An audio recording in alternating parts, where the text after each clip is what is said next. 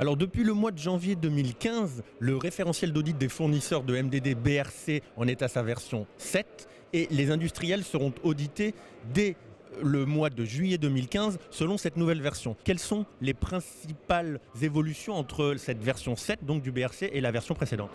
Alors il y a une première évolution, c'est sur la notation. Il y a la création d'une notation AA pour différencier vraiment l'excellence en matière de sécurité alimentaire et de qualité. Donc il sera très difficile à obtenir. Probablement 10% des sites devraient avoir cette notation. Sinon, au niveau des exigences du référentiel, la grande modification, c'est l'arrivée de la lutte contre la fraude, suite au scandale du Horsegate et autres. Donc il y a une nécessité de faire une analyse des menaces sur tout ce qui est matière première.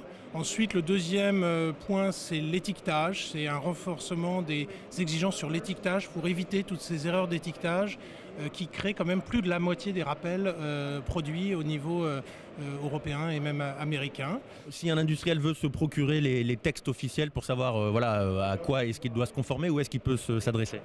Alors le BRC a inauguré avec un nouveau site qui s'appelle Participate et en fait c'est vraiment la meilleure option pour un industriel avec une subscription d'environ 90 livres. Je pense qu'il a accès non seulement à la norme qui est indispensable, mais aussi à tous les guides d'interprétation, à tous les autres guides qui complètent la norme. Comment est-ce que vous conseillez, vous, aux fabricants de marques distributeurs de se préparer? Comment est-ce qu'ils peuvent faire?